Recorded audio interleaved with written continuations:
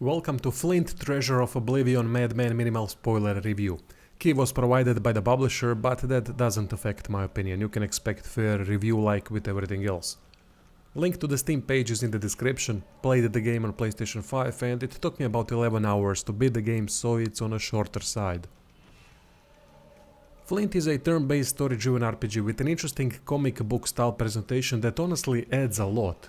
I love that, you plundering bastards. Reminded me of old Italian comic books that I read as a kid like Zagor, Tex, Lazarus Led. Such a presentation in Flint adds a lot of charisma to the characters and immersion to the events playing out. Reason is that from a camera perspective we can't see the faces of the characters and what they are going through in each scene, so with comic book images we get an exact portrayal of characters' faces and emotions. Characters are also like they came out from a comic book in a good way. Flint is a charismatic, goal-driven pirate.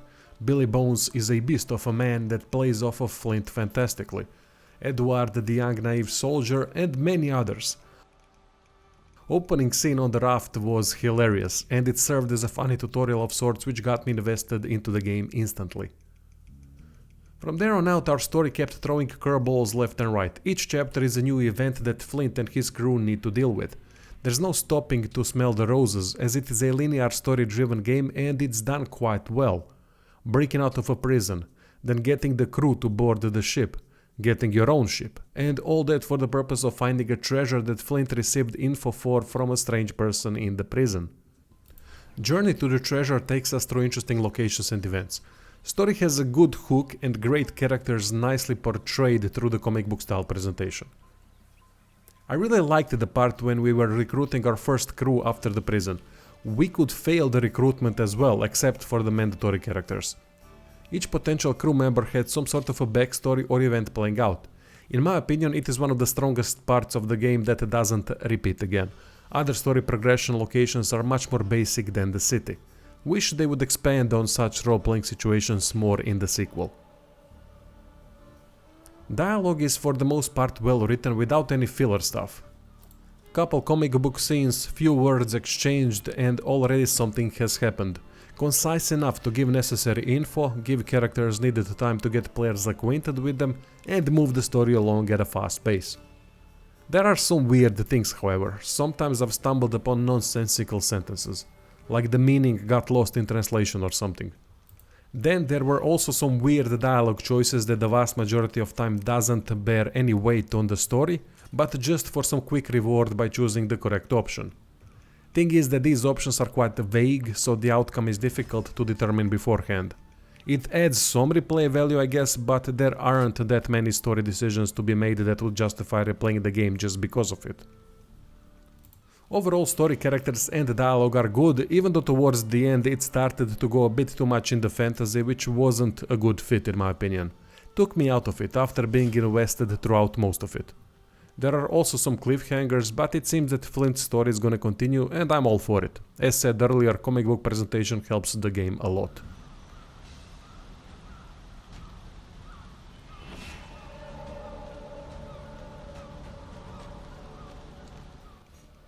Gameplay is divided into two parts, outside combat linear progression and turn-based combat. Outside of walking and searching for loot there isn't anything else. Loot is scattered all over the place and each item that can be found is significant to heal injuries and reroll dice. Each location also has places that can only be accessed by passing the trial dice. Trial dice can't be influenced in any way outside of rerolls that can only be done through items found in the environment. I think instead of a trial dice it would be better to have larger areas to explore, people to talk to and information to find that could be then used to open these specially locked doors. More of something like the town section when we were recruiting the first crew. It would be a better version of a role-playing system than just throwing a trial dice for it all the time. Usually weapons are found in locations locked by trial dice. Weapons can't be bought anywhere. Consumables can though. Armor that blocks a few attacks, bandages for healing, drinks for buffing attributes, grenades. For some weird reason injury healing medkits cannot be bought but only found.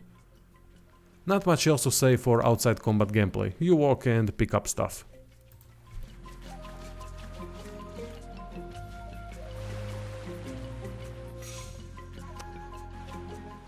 Combat is turn-based and quite interesting. It uses some kind of Dungeons and Dragons inspired dice system that can be a bit confusing because of the presence of so many different dice that affect the outcome of an attack. One attack can have many different rolls, consisting of if it's gonna be a hit and how many times, if additional effects like raising or dropping morale will occur, if the weapon is gonna break, if the attack doesn't use action point, if status effect is gonna be applied, and if there's going to be a reprisal. Takes a bit to get used to the system. Can't stress enough how important it is to understand the dice tutorial. Read it carefully. Thing I like the most about combat is how movement actions are done. Typically movement serves to move around, go behind, cover, run from engagement or something similar.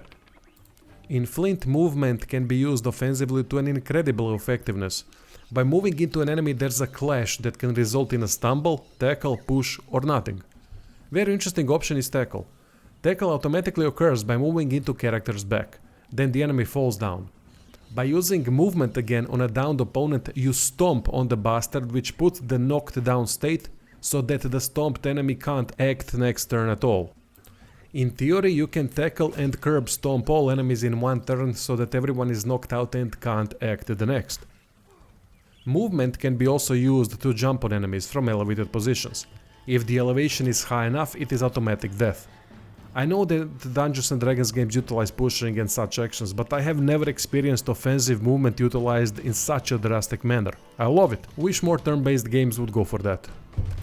I really think that this combat system could have been something truly fantastic, if not for so much RNG with the attacks. It's too much. Takes away a lot of the control from the player. Main issue is that there aren't advantageous and disadvantageous roles. Simply having those two could sort a lot of the RNG. It ties into a character progression problem too, but I'll get to that soon. Advantageous roles, for example, for hitting an enemy on the ground, attacking from behind, shooting from an elevated position and similar things. Disadvantage roles, shooting from below or if there's someone in the line of sight, things like that. It would add a lot to the tactical element. Even though turn-based combat is my favorite, it has a specific weakness if not addressed.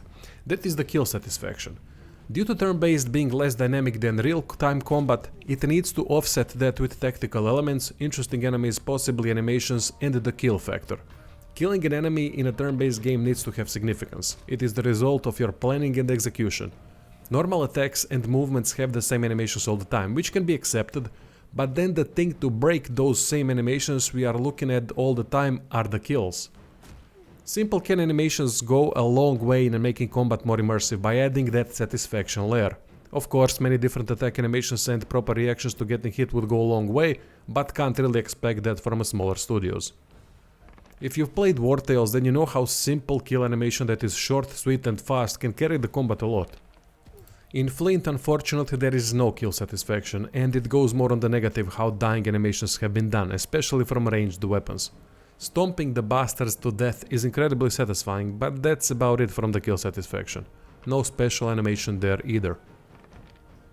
Overall, combat for me is a missed opportunity. Some really good ideas, but over-reliance on RNG and lack of kill satisfaction drags it down despite the brilliant movement system. Character progression is another mixed bag. It has a decent UI by placing, unlocking and upgrading cards. Each character has 3 attributes: strength, dexterity and constitution. Special story characters have additional benefits like combo tags and specific unique ability connected to their class. Basically, story characters are not randomized. Sailors that replace them after they die are randomized. Oh yeah, by the way, you're gonna lose people in Flint through battles, which is fine by me.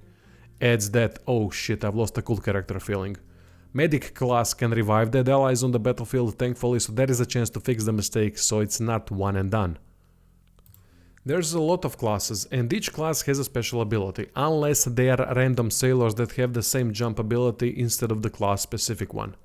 Aside from the special ability, there isn't much distinction between the characters and classes. That is my problem with character progression.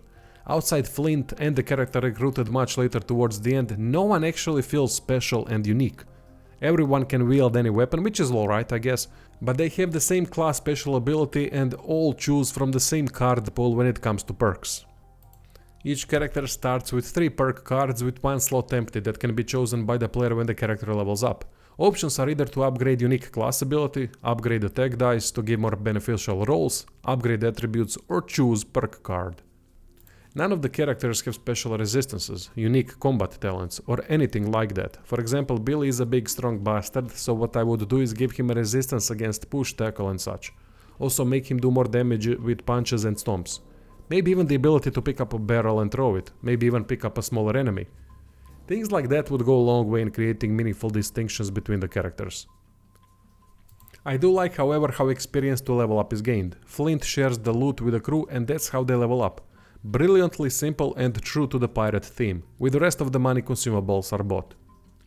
So overall, character progression would benefit from more perk cards as there aren't enough to create proper distinctions and unique talents that I'm hoping for in the sequel.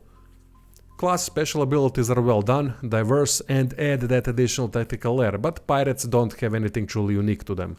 I don't think classes are the issue at all, it's just the lack of pirate progression customization. Visually the game looks appealing, locations are diverse and nice looking. From an audio standpoint, music is fantastic. Sound effects could have been better to give combat more oomph, but then it would have to be accompanied by better animations to give that proper immersive feeling. Final verdict is that Flint, Treasure of Oblivion is a breath of fresh air in a lot of ways. Comic book presentation, brilliant movement system in combat, interesting story, charismatic characters, few very well done parts like the crew recruitment in town with lots of backstory and events. However, it's dragged down by too much RNG in combat, lack of at least a bit more exploration that could have tied into a more rewarding way of dealing with hidden loot, low kill satisfaction, and lack of character progression customization. Overall, it is a decent game that with few significant updates that are hard to envision now, as it would require changing a lot of base things, could be a good game. So 6 in current score and 7 in potential, but I don't think it can reach it due to significant changes needed to the core systems. Personally, I've enjoyed the game, and if there's a sequel, I'll definitely play to see what improvements can be done and where the story takes us. Check the description for Patreon, subscribe to our merch, blah blah, and thanks for watching.